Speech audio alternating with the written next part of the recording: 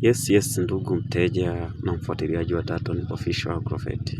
Karibu tujifunze kwa pamoja kilimo cha bustani, cha mboga mboga, lakini pia tunadili na masuala ya ufugaji. Hivyo twende kwa pamoja katika hili darasa la ulimaji wa mboga mboga. Isitoshe aina ya chainizi ambayo ndio tulikuwa nayo kwa sasa, japo kuna mboga za aina nyingine.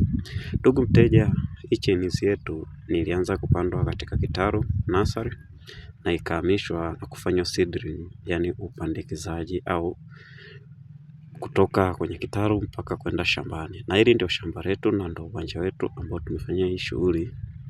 Kwa hatua iliyofikia chainizi yetu mpaka sasa ni imefika hatua ya matumizi ya binadamu, ya matumizi ya chakula. Kwa mpaka sasa unaweza ukaona kwamba ina wiki 3 na siku 4 ndo shamba letu lina muda huo.